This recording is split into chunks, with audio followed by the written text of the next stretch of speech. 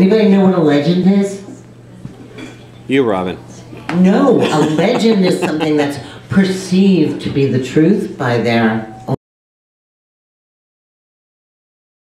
It's not authenticated. So, I figured that tonight our job is to authenticate legends. And I think that I speak for lots of people. I know that the first book I wrote was about 6 software programs that any parent could own and raise a generation of kids who could think and be creative just because this was here. And I was so excited to do that. And here I am like 30 years later, so excited to be in the company of actually legends. So I'm going to ask each one of them to introduce themselves and tell you a little bit about what they did to qualify for this round of legend making. Mark, I'll start with you. Okay. I built Living Books, which is a series of early interactive animated CD-ROMs, some of the first CD-ROMs, and the more interesting things that most people don't know is that we actually built the first cross-platform engine. And why it was popular was because it was a single-speed CD-ROM drive and we were able to make things dance and sing and move around, and the technology was actually as interesting as the interaction. But we had millions of sales and had a lot of, was used in schools as textbooks, and it was actually, we had a great time building it too, my whole team. And I'm going to pass it right on to Ann McCormick. Thank you.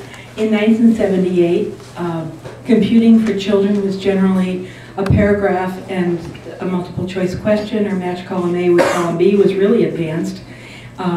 And I teamed up with Warren Robinette, an Atari game designer, and we created the Learning Company that did Reader Rabbit, Rocky's Boots, Gertrude's Secrets, Gertrude's Puzzles, and I helped lead the first 16 of those products. We had $1 million in sales our first year. And 1978 was an early time when there were 48K on the Apple II. 6 colors and high res, but we had dreamed of what we could do on the iPad. Aleen Stein. We started in 1984. We actually started Criterion in '84 and then Interactive in 1986 under the name Voyager. And some of our early titles were, I mean, in 1988, we had one of the first CD-ROMs, which was Beethoven's Ninth Symphony, which was the music and a professor in a box, which we called it at the time. We didn't do kids titles for a little while, but we did The Silly Noisy House, which was one of the earliest interactive spaces for kids. We did Rodney Greenblatt. We did Amanda Stories, which was one of the first interactive stories, which didn't even have any words, but you clicked on it Marvin and it moved Minsky. to the next thing. Amanda Goodman. It was on Amanda Stories. Marvin Minsky. Yeah, we did, in time we did Marvin Minsky, which was one of the first ones to put video, a little person into the, it was great. I mean, we mainly did things on the Mac, and we didn't move until Microsoft teamed up with us into the PC until a little later. And I still remember the meeting in Microsoft offices when they offered that they would put it on the PC, and we'd been struggling to do something onto the PC at lots of money and time and energy. And they said, well, we'll put it on there and it won't cost you any more. And we looked at each other and said, hey, we'll take that deal. We didn't realize that meant they owned the engine, but we didn't discover that till later. So anyway, that's how I came to be here. I'm still a shareholder in Criterion Collection, and that continues to put out films. But my current company is Organic Kids, and we're working on our second app right now, but we do kids animation and other titles on DVD as well. Actually, I wanted to say one thing. One thing that a lot of people don't know about Voyager is that they were the first company to do digital books. Yes, and expanded books. Expanded books, they were called, and they were on a floppy disk. And it was the first time that you could bookmark, that you could change the size of the font. There was audio effects in there. And it was like, now we think of it, oh, it's on the Kindle, we're so modern. Well, Voyager was doing that 20 years ago. So they were a very interesting little cooking pot of a lot of creative ideas that we all drew from and stole from. We're inspired by. Hi, my name is Don Rawitsch. I am a co-creator of the Oregon Trail Education Game. I am going to be telling you more of my story with the keynote address, which will start around midnight. We're right on schedule. I'll just say that I also then went on to work in development teams for a number of companies. I always believed that the Oregon Trail, after, I don't know, 5 years, 8 years, would probably just fade into oblivion, but much to my delight, it's still with us.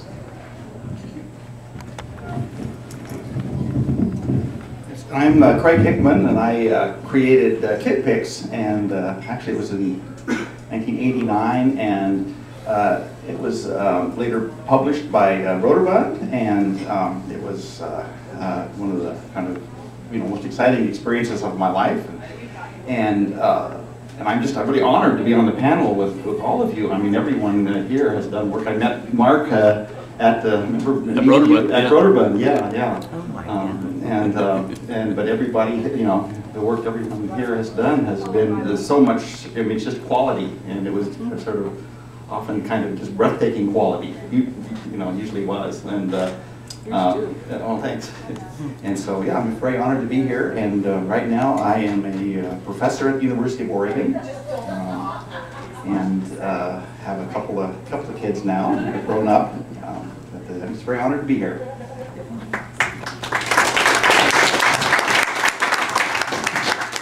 Okay, so now it's time for like true confessions. So, so like you're doing, you decide to do this thing. What was it that drove you? Was it passion? Was it some inspiration? Were you a visionary, or were you just trying to like feed your family? And I'm going to go the other way now, because computers were really at their infancy, and Craig, to your point about all they could do was draw squares and circles when you launched KidPix. So Let's do the microphone this way, though. I think. I thought Smart. Yeah. Then it'll come around better. Well, thank you. Well, I'm a self-taught programmer, and also at that time, of course, the Macintosh had just come out, and it was a little black and white 9-inch thing, screen item when I started. But I loved software, and I loved user interface, and it would actually, part of the inspiration was that, well, I had my son Ben was 3 years old at the time, and I wanted to make something that he could use. He actually, I mean, I love McPaint. McPaint was this real inspiration, but it was still, it kind of followed the user interface guidelines, and so you could pull down desk accessories and things and kind of sort of get into places you couldn't get out of unless you could read. And so I thought I would try to solve that problem, and then I kind of wanted to play with the idea of tools, and I always found it kind of humorous that computer paint programs always use metaphors from traditional media as if it were really kind of self-conscious, and they kind of felt bad about what it was doing, and so Spray I thought, paint. Yeah. And so, but the computer could do all kinds of things that traditional media couldn't, and of course, traditional media could do lots of things that the computer couldn't. So that was part of the inspiration, and also I just wanted to, using software that was frustrating just drove me nuts, because I knew that it didn't have to do that way, and it was somebody's design choice, and it would just irritate me. So I decided I just sort of needed to, do something, do it myself, and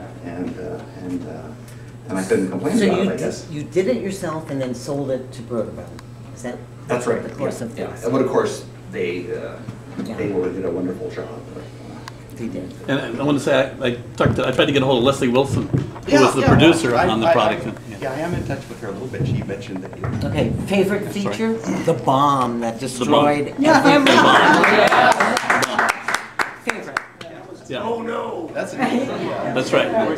That's an interesting issue. As I was telling Jack, actually an interesting Thing about that, when they made the French version, they would translated everything to French, except that the undo guy said, "Oh no!"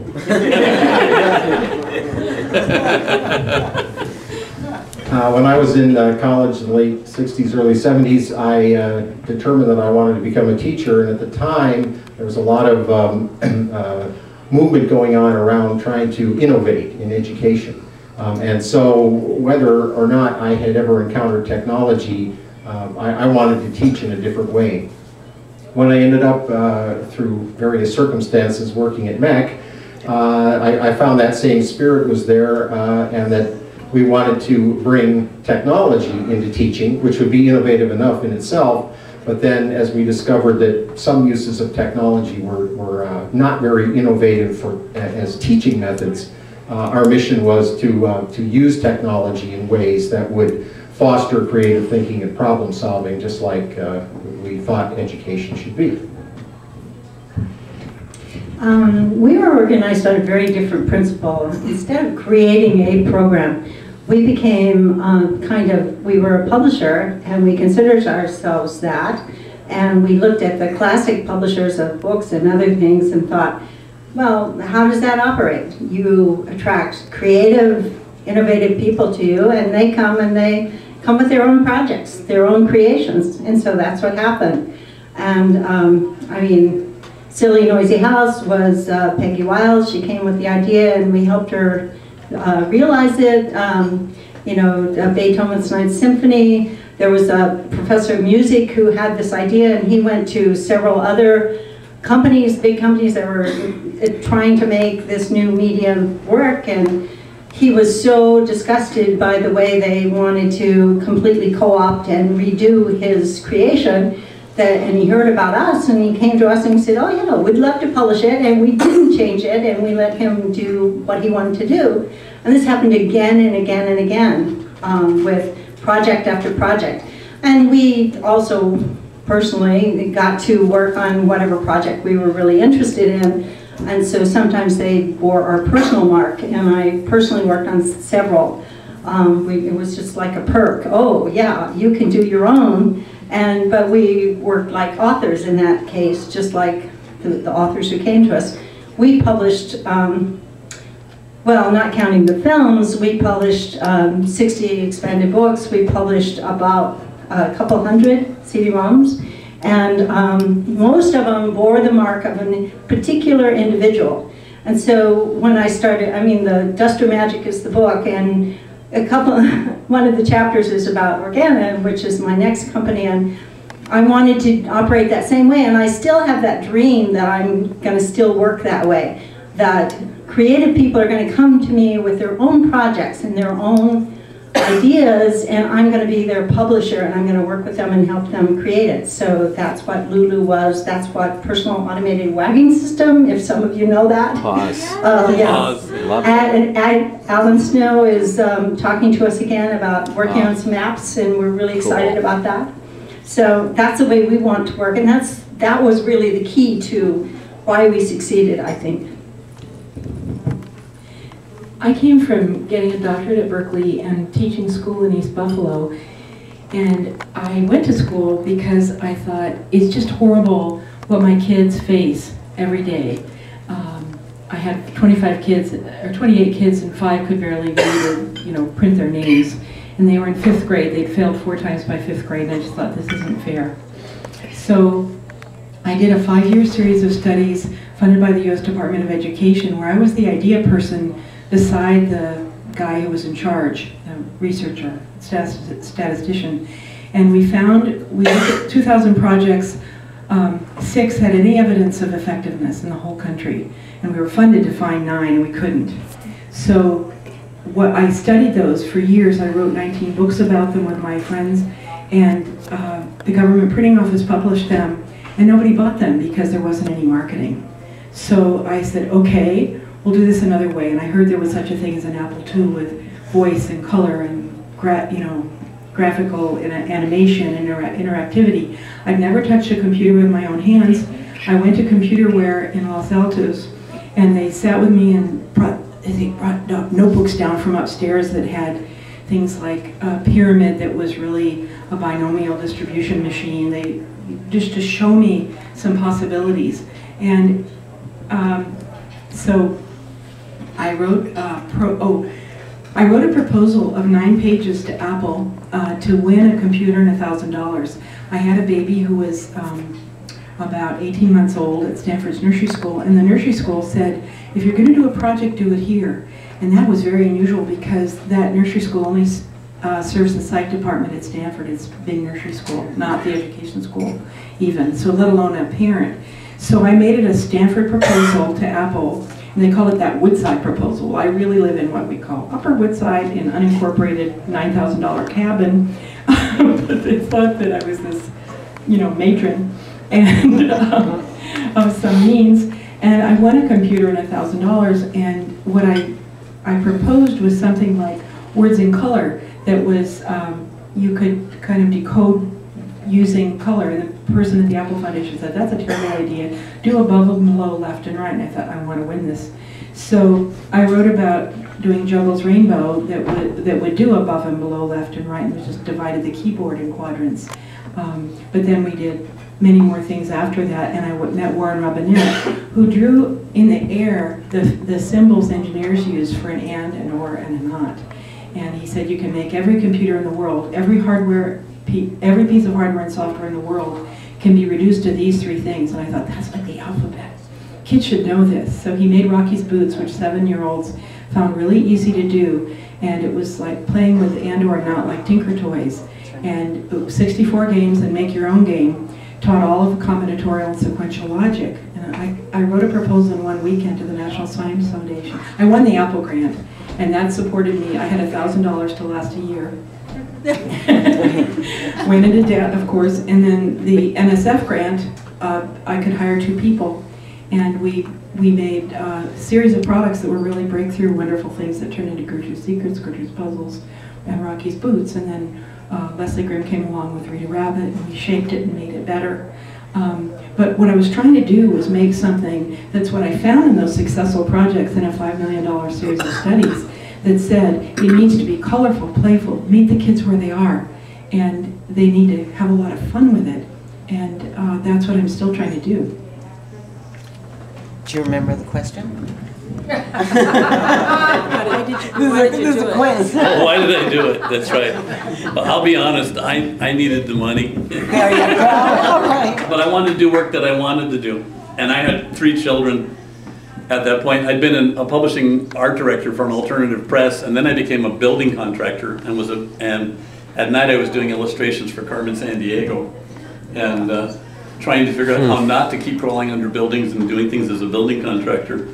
Wow. And I had studied traditional, gone back to school and studied traditional animation at night while I was getting my contractor's license. And that was his 5th lifetime. That's right. Yeah, right. And my kids would. I bought some other early products for my kids, thinking, oh, they'll love this. This will be great. You know, I'd read them. You know, does this and does that, and my kids would play with them once, and then it was like, oh, come on, let's play it again. And they'd sit on my lap and play it again, and that was it. But whereas I had 2- and 3-year-olds who would come and play Cosmic Osmo for 4 hours. And I had one of my older boys, older, I mean, he was like 8 at the time. He had friends come over and they rented a Nintendo game. And it came without instructions. And 2 boys watched as one boy played for 5 hours.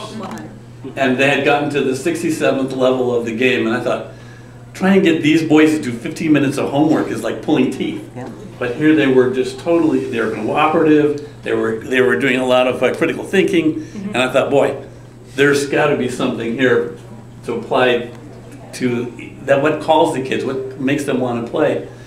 And I was really inspired by Bill Atkinson, who built the first authoring system for everybody. Yeah. HyperCard. And I was at the HyperCard release in San Francisco, and you know, and people don't know about him is that he built this authoring system, and then Apple said, oh good, we're going to charge $200 for this. And he said, no, you're not. And they said, yes, we are. And he said, no, you're not. You're going to give it away free for a while. And you're going to let everybody have a copy of it, or I'm just going to put it on every billboard for everybody to have hands on. And he held Apple hostage. And I thought, oh, I love this guy. You know, he wants to put an authoring tool in everybody's hands. And when he was doing that demo, he showed his neighbor, Amanda Goodenough, story. Amanda stories. Yeah, that you did, you published. Right. Yeah. Kyoko's Dreams. And honestly, I looked at them and I said, I can do better than that, you know. And that's where the idea for Living Books came from. And I got myself hired at Broderbund, having been one of their artists for a while, doing a lot of the Carmen stuff. When they had an opening, they turned me down 3 times. And I found out because they thought I'd want too much money. I said, no, I want health insurance. If you build on addition, you can do the... That's right. Yeah. So I took a job inside so I could try and talk them into Living Books, which I did. And it just sort of happened a little along the way. I built a prototype, and then who was the big Dutch company came through? Philips, and they were building a set-top box. Oh my God, Serena Simon. They came, Serena Simon, they came through and they saw it and they said, oh, we'll give you $500,000 to make one title for us. And so all of a sudden my little group had funding. And we just continued to work it out along the edge like that, you know, and Broderbund was making so much money that they didn't notice what I was doing over on the side. And spending their money and building, the 3 languages, I didn't tell you it was in 3 languages, oh, it's Japanese, oh, sorry, you know. Oh, it's cross-platform, oh yeah, but it'll work, you know. So anyway, so that's, I came into the back door, but it was to make a difference and make something the kids would use. Right. That's right. And Mark worked at a company, Broderbund, that considered itself a pure gaming company. They had done Myst, and after Myst they did Prince of Persia. Prince of Persia, right. They had like no clue that they were about to become a kids' education company. Which brings me, none of you, unlike some of the talks we heard earlier today, none of you have spent a lot of time doing analytics or focus groups or finding out what kids want or what their parents want. So it seems to me there's this real change, that we're very data-driven now. Does that help or hurt the next generation of titles? Oh, I did it wrong again. Yeah. No, it just works better, I think. Well, that's a good question. I know when I did kid picks, I certainly didn't. I just, although I did do kid testing, it was my son Ben. There you go. I would put him on my lap and let him use it. And then whenever, it was actually very frustrating for him because if he had trouble, I would fix that. I would change it. But he'd get used to it. So the next day he'd come and use it, and it was different, you know. So, but actually, that's a good question, and I think I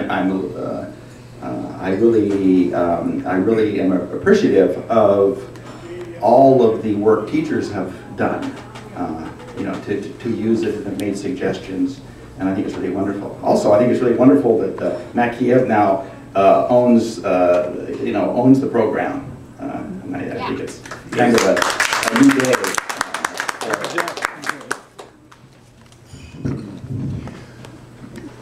Well, I think certain kinds of testing are advantageous, but one thing that you realize when you work with software for kids is that as much as we like to think we're experts, we often don't know what it is that kids are going to do with something, how they're going to react, and so you can't really design a test other than to watch and make adjustments. I just got through reading a book. It's called Little Bets, and the theme is that breakthroughs in creativity don't come in one flash, but rather through a series of smaller changes, kind of evolutionary changes. And there was a great quote in there. The author had interviewed creative people, including the guys at Pixar. And one of the guys at Pixar said, we get out there, we put something out, we have people look at it, and if there's something wrong with it, we fix it. We put it out again, and we put it out again. And he said, I'm not afraid to fail, but what I need to do is fail as fast as possible. And I think that's probably a good rule of thumb, because that experimentation will get you to a good product, and it won't take undue time. I completely agree with that. I mean, we always had as our model the way Apple operated. They didn't, have an idea and then go out and test it with 1 million people and then decide to put it out. They kind of put it out there and then saw what people did with it, and then they changed it. And that's what we did. And I think that we always looked at Apple as, I mean, we were so closely tied to them because most of our products were mainly on Apple, and so we looked at how they did things and we tried to do it the same kind of way in principle, and it worked for us. If we had had to do like, you know, a million tests in various schools, we never would have put out anything because we started out pretty much bootstrapping everything. And so, of course, we had kids, we were parents, we had, you know, people who worked at the company were parents. We were known as the company where our kids are running everywhere, including dogs and cats and birds and other things, but, you know, kids for sure. And kids would invade us periodically who weren't even related to us. And they would play with everything, and they loved what they saw or they didn't, and then we would see what they did. But you really have to listen to the input that you get and act on that. We started when there were only 100,000 computers anywhere near a child on Earth. Good idea. Yeah. So there wasn't a lot of money because you had to create the operating, you know, you had to create everything. You had to build a compiler. It was really expensive to make software. However, we tested everything with at least 300 children over a period of 6 months and revised and revised and revised. And I think that's why some of the titles lasted for 30 years. The first round of testing was with our own children and our own, you know, anybody we could get where we could watch the testing. Then we'd give it to a school where we weren't there. And the third one would be remote people we weren't even in association with. So it got farther and farther from us, but we did a huge amount of revision. And I've built and tested maybe 30 products, all of which won national prizes, high critical acclaim, and I do a new test and I'm still surprised by what kids do. So I really recommend testing with real kids. I still test anything constantly with children because they teach me so much. My nephew Michael McCormick works at Zynga, and he has to predict what his design impact. He was lead designer of the Sims add-on pack for Hot Day at EA. He worked with George Lucas, Jim Henson directly, both of them, on design. And he has to predict what his design impact, what his design changes at Zynga will do the next day. You know, we're used to much bigger design cycles. How much it will change traffic the next day. And I said to him last Friday, it sounds like your company does an awful lot of analytics. He said, it is an analytics company. There is no design that's free of analysis. And it's really hard to work under those circumstances. But look at his impact. I mean, look, I mean, it's... No, it's crowdsourcing. Even Hot Day, I can't remember the exact number, but it was like tens of millions. I think it was like 250 million users the first month. I mean, I've never done anything that had that kind of impact. Millions, yes, but not hundreds of millions or tens of millions in a day or a couple weeks. Well, let's see if they remember Farmville in 10 years, okay? That's right. Well, it'll grow into something, though, I think. Oh, another thing he told me was, and he's a really successful guy, he said, it used to be that we could put something out and change it. You can't anymore. You have to have it highly polished. And you have, they talk about what would be the tip of a gun, you know, barrel power. Because when the gun is shot, it's hot and it goes out fast. And it has to be good at that moment, not some days later. And that whole subject has to do with mature markets, Yes. which is this wave that we keep riding where, oh, we got floppy disks and anybody can make a floppy disk, you know, and then it turned to what were not floppy disks, but we still call them floppy disks, and then there was CD-ROMs, and then online, and we keep having these waves, and we're in this wonderful wave again where we've just come out of a huge creation where anybody could make something, and and the market's maturing quickly. So that's part of that. And the analytics, there's really a place for them, but I think the real trick is having your testing early enough in the cycle that you can make a change. Because if you get 3/4 away from into your product, you're going to be so wedded to your expense and your design and your interface that you're not really going to change it. You're just going to put Band-Aids on it.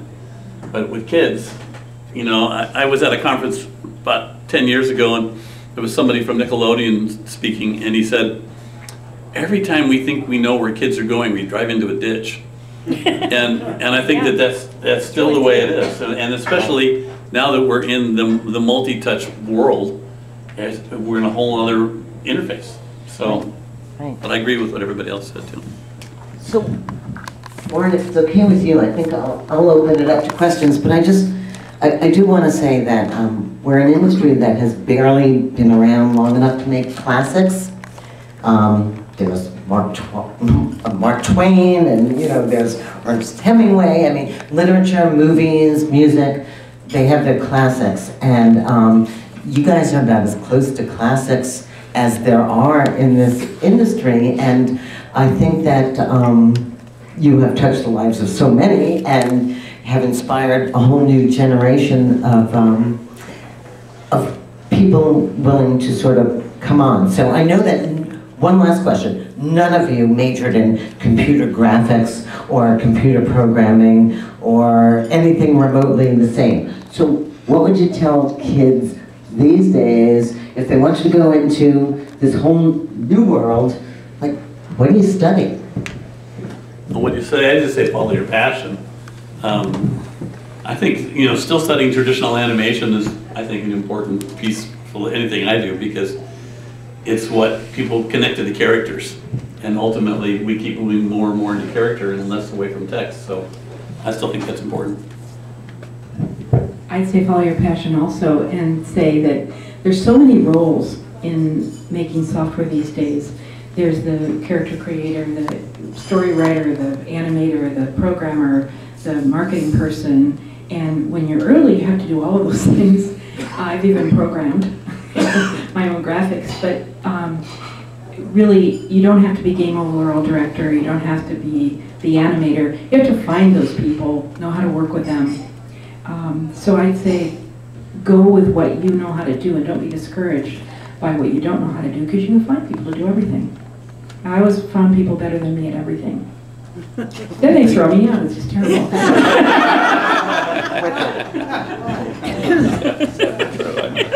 Sad but true. Yeah, how can I follow that? I guess I agree, follow your passion, but there is, you can never really know what the next, what the future is, but you really have to figure out where you personally want to go with that, because you don't know the world's future, but you know your future if you really try to get in touch with it. I think to be a good developer of these kinds of products, you need the combination that people have alluded to of being a creative and a broad thinker, as well as having some specific skills. But the thing is, if you go to the website of any of the companies that make these products, and you go to the jobs section, there are no listings for creative wizards. Okay? What they want is app programmers with such and such experience. So my recommendation would be get a specific skill. That's going to get you in the door, and then once you're in there, knock them off their feet. This is so Minnesota. This is right. Good advice. Good advice. Well, this is a question, since I teach, that actually I deal with all the time. That there are students that come by, they're seniors, and they want to know whether to go to a liberal arts university like ours, or to go to a more of a focused trade school, like one of the art institutes, something like that. And but my feeling is one of the most important things is actually, and of course this is self-serving, but is actually to have a broad liberal arts education. And unless you want to be the person who's going to sit there and and do kind of Photoshop, fiddling around with pixels for somebody else's idea, then that's what you need. And also it'll make you a happier person, and it'll make you a lot better at adapting to changes. Because one of the questions one of my colleagues once asked is, what would happen if now it would be if Adobe went out of business, stopped making products. Well, it's like you spent your whole life getting these skills in how to use the software. What happens if all that changes? It will, and it will. It will. Aren't they too big to fail? but if you have a much broader view of things, you're going to be a lot better off. No. Are there questions? Before Scott's I can one. go on forever, but I just want to add, because I was only a step or two behind you all in the business. And I also talk to students. And I tell them, you know, we could tell you how to get a job for a company, but if you, and I used to say this when I worked in television too, it's true about television, it's true about games. If you want to make games, make games.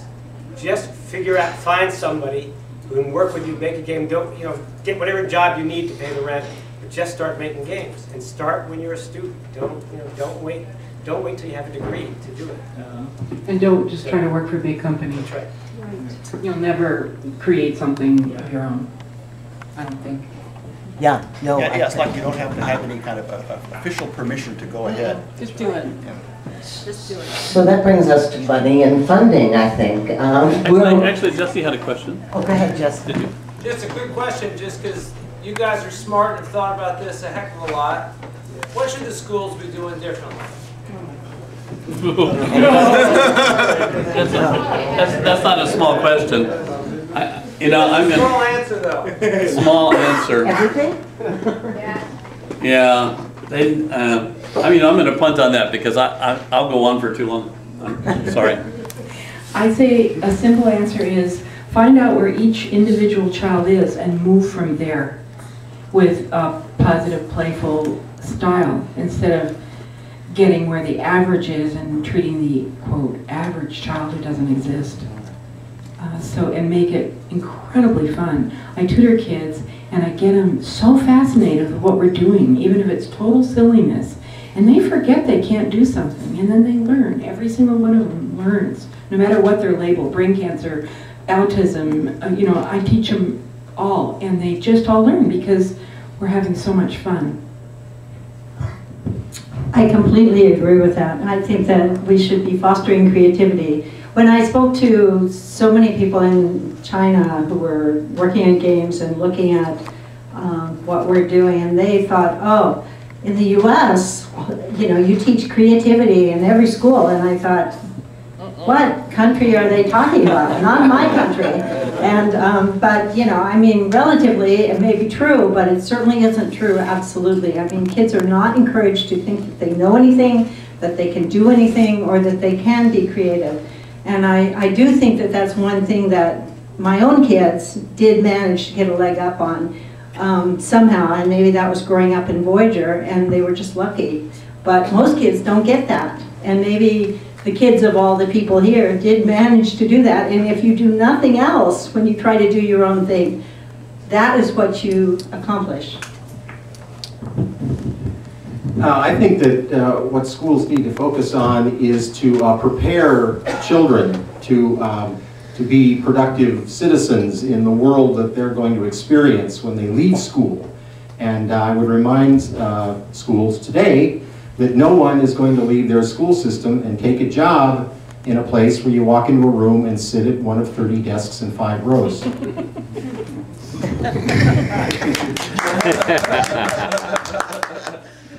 Well, again, I guess I need to, I think about my experience, you know, accepting majors to our program. And we look at a lot of portfolios from students coming out of high school.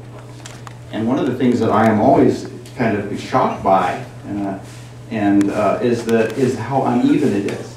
Students graduating from some high schools have great skills, they're very imaginative, their work has some conceptual depth, and other students apparently have had nothing. And so I don't know, I guess I do know what the solution is, but probably money would help. But also, I think at those schools there was like one person, very often, who was really passionate about computers, media, and graphics, storytelling, animation, whatever. And that made a huge difference. That alone did that. Do you want to take Jesse? I want to add something, and that is that if you do you know how many people in the United States can't read, like at a 6th grade level? I hear 1 in 3. You mean adults? Adults and children. Well, I mean adults. 1 in 3 can't read at the 6th grade level. In Detroit, 48% of the people can't read, like at a 5th or 6th grade level. And that's just unbelievable to me. We are not solving that. Almost all our work in the whole room is not solving that. Maybe, I know one person is, but generally not. And I think it's great to do all this creativity. I mean, I believe totally in creativity, but it seems like we got to solve that not by making things difficult and weird, and, you know, just make the kids wrong in all the things we do.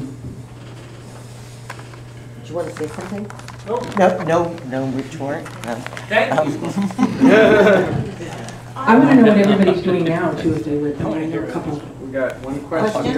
I was going to say, I think that issue about literacy feels really important, that opposition between technology and literacy, which is a space that I live in as an existing publisher, that somebody who's creating material in app form feels tremendously important to me. I was sharing with Chris a kind of nightmare vision of there being a 150-year space in which mass literacy was real, and then that potentially it could go.